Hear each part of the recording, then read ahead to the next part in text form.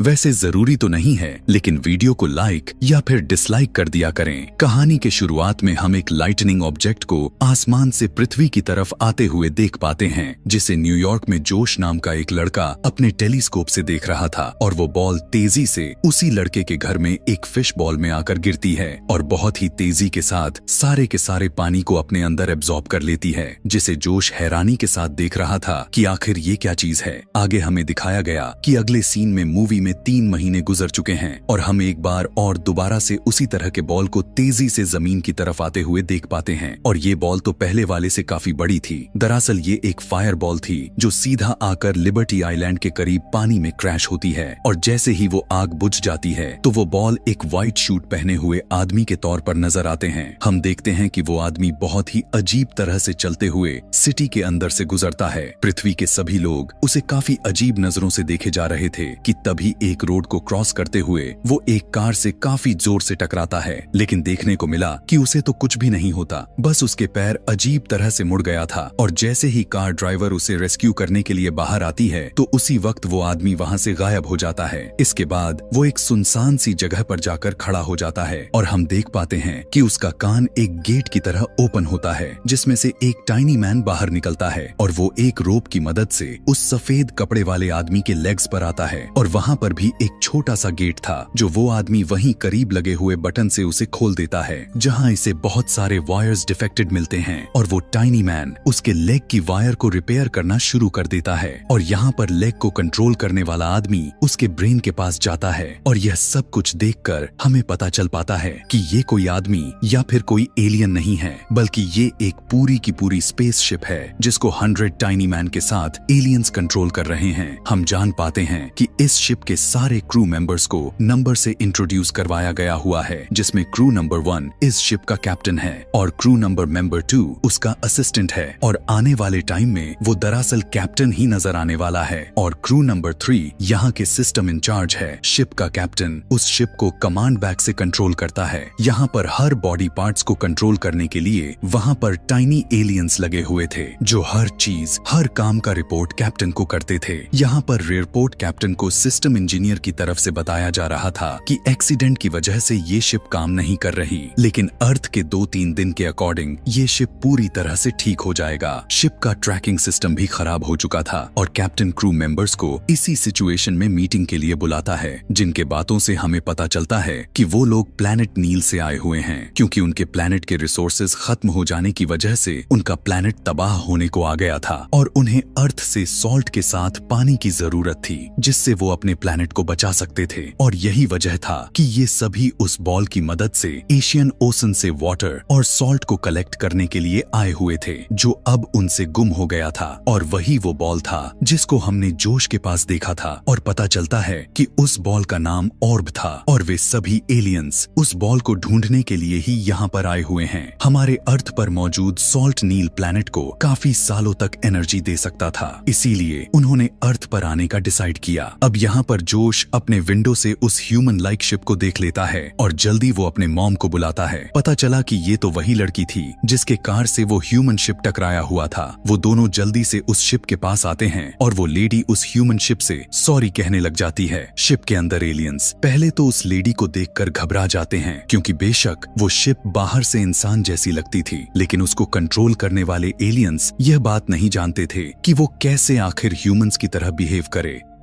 अभी वो किसी इंसान से फर्स्ट टाइम बात करने जा रहे थे और इसी काम के लिए वो फौरन से गूगल का हेल्प लेते हैं ताकि वो ह्यूमंस के बिहेवियर को आसानी से जान सके और उनसे बात करने में आसानी हो। वो शिप का कैप्टन उस लेडी से बस ऐसे ही बात करने की कोशिश करता है। यहाँ दूसरे तरफ हम पुलिस ऑफिसर्स को देखते हैं जो उस मिस्टीरियस बॉल को ढूंढने की कोशिश किए जा रहे थे। वो लोग उस जगह पर जाते हैं जहाँ पर वो शिप लैंड हुआ था। क्रैश वाले साइड पर उन्हें किसी आदमी के फेस इंप्रेशन मिलते हैं जिससे उन्हें यह पता चल जाता है कि वो कैसा दिखता है। पूरे शहर में उसे ढूंढने की कोशिश की जा रही होती है और यहाँ वो ह्यूमन शिप उस लेडी से बात करने की कोशिश कर रहा था, लेकिन जैसे ही वो शिप उस लेडी से बात करने की कोशिश करता ही है तो फ्रिक्वेंसी ज्यादा होने की वजह से आसपास की चीजें टूटने बिखरने लग जाती हैं। फिर फ्रिक्वेंसी सेट करने की वजह से वो शिप उस लेडी को कहने लगा कि आई एम ओके। फिर वो लेडी जोश को स्कूल भेजकर उस ह्यूमन शिप को अपने घर पर डिनर के लिए इनवाइट करती है। शिप का कैप्टन उस लेडी से बात करते हुए खुद को डेव नाम से इंट्रोड्यूस करवाता है। दरअसल इस नाम को उन्होंने अभी अभी गूगल से सर्च किए थे और यहाँ से हम भी इसे मूवी में डेव ही कहने वाले हैं। डेव के आंखों से शिप के क्रू मेंबर्स जोश के पास एक पिक्चर्स देखते हैं जिसमें उन्हें उनकी गुम हुआ बॉल यानी ऑर्ब नजर आ जाती है। यहाँ पर जोश की मॉम डेव की बताती है कि ये बॉल जोश ने अपने साइंस एग्जीबिशन में दिखाई थी और अब शिप में मौजूद के लोग जोश के लोकेशन को ट्रेस करने लग जाते हैं और डेव लेडी को एक्सक्यूज करते हुए वहाँ से चला जाता है। डेव के मूवमेंट को यहाँ पर क्रू नंबर 2 कंट्रोल किया जा रहा था, जिसको इंसानों पर बहुत ही ज्यादा ही गुस्सा आता था क्योंकि कोई भी यहाँ पर रूल्स एंड रेगुलेशन को फॉलो नहीं कर रहे, क्योंकि यहाँ के हर एक इंसान रूल्स और रेगुलेशन के खिलाफ चलता जा रहा था। और अब उनका चीफ नंबर 2 के गुस्से में आते हुए देखकर क्रू के डॉक्टर को उस पर नजर रखने के लिए कह देता है। और जब डेव एक पार्क से होता हुआ गुजर रहा था तो सारे बच्चे उसके ड्रेसिंग को देखकर उसे आइसक्रीम मैन समझने लगते हैं। इसीलिए डेव अपने कपड़े को चेंज करने के लिए एक मॉल में चला जाता है और अब जबकि उसे कपड़े खरीदने के लिए उसे पैसे चाहिए थे, इसीलिए वो अपने साथ में लगा हुआ स्कैनर के मदद से रखे हुए पैसों को स्कैन करने लग जाता है और ड्रेसिंग रूम में जाकर अपने बॉडी से सेम प्रिंट निकालता है। इसके बाद डेव अब जोश के स्कूल जाता है जहाँ पर प्रिंसिपल उसे टीचर समझकर उसे क्लास में भेज देते हैं। लेकिन डेव जोश को क्लास से बाहर लाकर पूछने लगा कि उसकी वो बॉल ऑर्ब कहाँ है। तब वो बताता है कि उसके क्लास के कुछ बुरे लड़के ने उसके बॉल को ले ली थी। फिर जोश डेव को उस लड़के के घर पर लेकर जाता है जहाँ उन्हें वो लड़का तो नहीं मिलता और वापस जोश के घर आ जाते हैं। जोश को डेव के साथ टाइम स्पेंड करके काफी अच्छा लगता है और तभी वहाँ पर जोश की मॉम आकर डेव को अपने घर डिनर के लिए रोक लेती है। तब डेव का कैप्टन यह बात मान लेता है क्योंकि उसे बाहर काफी खतरा हो सकता था। यहाँ पर क्रू मेंबर 4 कैप्टन को बताता है कि जितना ज्यादा देर तक वे सभी इस घर में रुकेंगे तो उतना ही डेव यानी शिप के एक्सपोजर का ज्यादा खतरा होगा। लेकिन कैप्टन इस बात को इग्नोर कर देता है और खाना खाने के बाद ये लोग डेव को अपना पूरा घर दिखाते हैं कि तभी उसी घर में डेव को एक पेंटिंग नजर आती है जिसकी डेव तारीफ करता है। डेव को वो लेडी बताने लगती है कि यह पेंटिंग इमोशंस एंड लव को शो करती है। उसकी बात को सुनकर डेव उससे पूछने लगता है कि हमें लव के बारे में कैसे पता चलता है, जिस पर वो कहने लगती है कि जब ऐसा होता है तो हमें खुद ही पता चल जाता है। यह सुनने के बाद तो डेव पहले तो शॉक्ड में आ जाता है और फिर वहाँ से चला जाता है। डेव इस रात एक रोड पर गुजारने का डिसाइड करता है जहाँ एक आदमी उसे सर्दी से बचने के लिए उसे एक शॉल देता है और डेव का कैप्टन इस बात से काफी इम्प्रेस हो जाता है कि इंसान कितने रहमदिल होते हैं। और यहाँ सब शिप के अंदर सभी एलियंस को रियलाइज होता है कि ह्यूमंस एलियन से ज्यादा एडवांस हैं। शिप यहाँ पर एक रात के लिए रिटायर हो जाती है यानी डेव सो जाता है। यहाँ पर शिप में यानी डेव के अंदर डॉक्टर कैप्टन को बताता है कि शिप के अंदर कुछ एबनॉर्मल बिहेवियर सामने आते जा रहे हैं, जिसके बाद कैप्टन कंट्रोल रूम में जाकर देखते हैं कि क्रू मेंबर 3 अभी तक काम कर रही है और वो कैप्टन को बताने लगी कि उसने एक ऐसी फाइल को ढूंढी है जो ह्यूमंस अपने लाइफ में एक बार जरूर देखते हैं। और ये दरअसल एक अमेरिकन इमोशनल मूवी थी, कैप्टन और नंबर 3 उस मूवी को देखते हैं जिसकी एंड पर वो दोनों रो रहे थे। इसके बाद कैप्टन और नंबर 3 दोनों नींद पूरी करने के लिए चले जाते हैं। अगले दिन जैसे ही आता है तो पता चला कि डेव की बैटरी तो सिर्फ 20% ही रह गया है और पुलिस भी उसे ढूंढे जा रही थी। यहाँ पर हम देखते हैं कि डेव जोश के साथ पार्क में जाता है। वहाँ पर ट्रेन ड्राइव लेने के बाद वो ईटिंग कंपटीशन में पार्टिसिपेट लेता है और कंपटीशन को जीतने पर मिलने वाला सॉफ्ट टॉय वो जोश की मम्मी को देता है। यहाँ से बाहर निकलने पर डेव देखता है कि कुछ बच्चे जोश को बुली किए जा रहे थे, इसीलिए उन्हें पनिशमेंट देने के लिए डेव उन्हें उल्टा कर देता है जिससे उन्हें ऑर्ब यानी एलियंस की वो बॉल भी मिल जाती है, जिससे डेव यानी शिप के अंदर के वो एलियंस बहुत ही ज्यादा ही खुश हो जाते हैं और डेव जोश के फैमिली को डिनर के लिए इनवाइट करता है। दरअसल वो जोश के मॉम की बर्थडे को सेलिब्रेट करने के लिए ऐसा करता है, लेकिन क्रू मेंबर 2 कैप्टन के इस बात से मना करता है। वो कहने लगा कि आखिर जब हमें अपना ऑर्ब मिल ही गया है तो हमें क्यों ना अपने मिशन पर वर्क करना चाहिए। लेकिन कैप्टन कहता है कि उन्होंने यानी जोश के साथ उसकी मॉम उस बॉल को ढूंढने में उसकी मदद की है, तो हमें जोश और उसके मॉम के लिए कुछ तो करना चाहिए। यहाँ पर इंसानों के साथ रह रहकर एलियंस के अंदर इंसानों की फीलिंग्स आती हुई दिखाई दे रही थी। किसी के अंदर एटीट्यूड आ चुका था तो किसी ने अपने शिप के अंदर ही डांस क्लब बना लिया था, लेकिन इधर नंबर 2 के अंदर गुस्सा और इमोशंस आ जाता है और नंबर 3 तो बहुत ही अच्छे लुक में ड्रेसअप हो जाती है क्योंकि वो कैप्टन के साथ डांस करना चाहती थी, लेकिन कैप्टन ऐसा करने से उसे साफ साफ मना कर देता है क्योंकि वो शिप यानी डेव को कंट्रोल कर रहा था। इधर डेव को भी दिखाया गया कि वो एक पार्टी में उस लेडी यानी जोश के मॉम के साथ डांस कर रहा था। यह देखने के बाद तो नंबर 3 उस कैप्टन से हर्ट होकर वहां से चली जाती है, लेकिन इधर शिप के बाहर पुलिस डेव को अरेस्ट कर लिया था और शिप के अंदर सबके बदले हुए बिहेवियर से नंबर 2 को तो अब और भी ज्यादा गुस्सा आने लग गया था और वो शिप आर्मी को अपने साथ मिलाकर वो सभी को अपने लिए काम करने को कहता है और सारे क्रू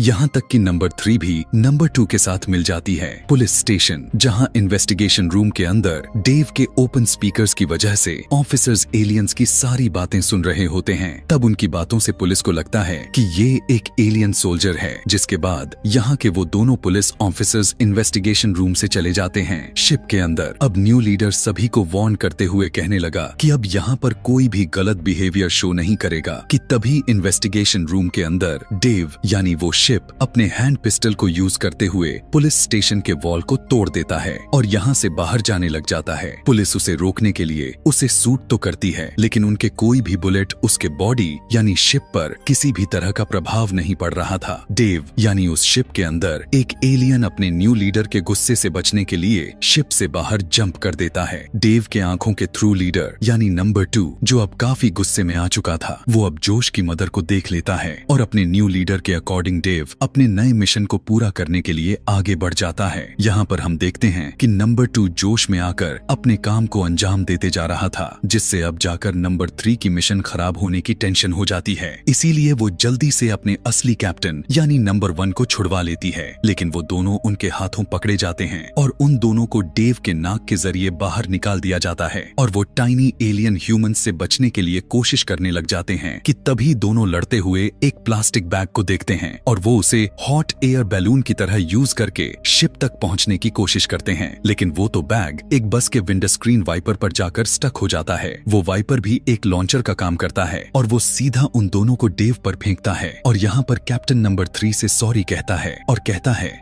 कि अगर तुम मेरी इस ट्रिप में मेरे साथ ना होती तो शायद ये मेरे लिए इतना आसान ना होता। इसी दौरान वो दोनों डेव के अंदर यानी शिप के अंदर चले जाते हैं। यहाँ डेव यानी शिप एक कार को रोकती है ताकि उसे ज्यादा टाइम के साथ उसका एनर्जी वेस्ट ना हो और उसे लिबर्टी आइलैंड जाने के लिए कहती है। दूसरी तरफ जोश अपने मॉम से कहता है कि डेव ऐसे बुरे काम नहीं कर सकता और हमें उसके पीछे जाकर उसकी हेल्प करनी चाहिए। यहाँ पुलिस स्टेशन के अंदर पुलिस को वो टाइनी एलियन भी मिल जाता है जिसने डेव यानी शिप वाले कान के अंदर से जंप किया था, जिसे देखकर वो डेव का पीछा करने का ऑर्डर देता है। यहाँ लिबर्टी आइलैंड पर जाकर न्यू कैप्टन डेव को ऑर्डर देते हुए कहने लगा कि वो बॉल को यानी ऑर्ब को एक्टिव करके पानी में गिरा दे ताकि वो वहाँ से समुद्री सॉल्ट को कलेक्ट कर सके, लेकिन ऐसा करने से पहले ही वहाँ पर फर्स्ट कैप्टन भी आ जाता है और वो डेव को ऐसा करने से रोक देता है। और यहाँ डेव के अंदर यानी शिप के अंदर मौजूद सभी लोगों को बताया जाता है कि कैप्टन ने दोबारा से कंट्रोल ले लिया है, जिससे सारे के सारे क्रू मेंबर्स उसकी बात मान जाते हैं। लेकिन यहाँ पर शिप यानी डेव को जमीन पर गिरने से उसके हाथ से वो बॉल वाला ऑर्ब भी गिर जाता है और स्लीप होता हुआ होकर पानी में चला जाता है और अब जो नहीं होना चाहिए था वही हो जाता है। वो ऑर्बोसेन का सारा पानी अपने अंदर एब्जॉर्ब करने लग जाता है, जिसे कैप्टन रोकने की काफी कोशिश तो करता है, लेकिन इस काम के लिए काफी एनर्जी की जरूरत पड़ने वाली थी जो कि उसके पास तो नहीं थी। अब यहाँ पर वो अर्थ को बचा सकते थे या फिर अपने प्लेनेट पर वापस जा सकते थे। तब कैप्टन अपने क्रू से अर्थ को बचाने के लिए परमिशन लेता है, जिस पर सारे के सारे एग्री भी हो जाते हैं क्योंकि उन्होंने अर्थ से बहुत कुछ सीख लिया था, दूसरों के साथ कैसे रहा जाता है और उनसे प्यार कैसे किया जाता है, इसी के साथ उनकी मदद भी करना। और अब डेव अपने सारे एनर्जी को यूज करते हुए अर्थ को बचा लेता है, लेकिन पता चला कि यहाँ पर तो डेव की पावर्स ही खत्म हो गई है और इतने ही देर में वहाँ पर पुलिस भी आ चुकी थी। यहाँ पर जोश भी पुलिस के साथ ही था, मगर वो जल्दी से पुलिस का टेजर को यूज करते हुए डेव को चार्ज कर देता है और जैसे ही डेव चार्ज हो जाता है तो उसका मुंह किसी गेट की तरह ओपन हो जाता है, जिसमें से कैप्टन और नंबर 3 निकलकर बाहर आते हैं और वो पुलिस को अपने बारे में सब कुछ बता देते हैं। और वो जोश और उसकी मॉम को बाय कहते हुए यह कहते हैं कि हम किसी और प्लेनेट से अपनी एनर्जी रिसोर्सेज को ले लेंगे, लेकिन अर्थ को नुकसान नहीं पहुंचाएंगे। तब यह बात सुनकर पुलिस उसके दूसरे एलियन को उनके शिप में रख देती है, यानी वही एलियन जो डर कर शिप से जंप लगा दिया था। इसके बाद डेव अपने प्लैनेट पर जाने का तैयारी करता है और उसके पूरे बॉडी से करंट फ्लो होता है और जैसे ही वो ऊपर उड़ने के लिए मूव करता है कि तभी वहां पर FBI की एंट्री हो जाती है, जो हेलीकॉप्टर से डेव पर ट्रैप डालकर उसे पकड़ लेते हैं। और अब जैसे ही ऑफिसर्स उनके पास आने वाले थे,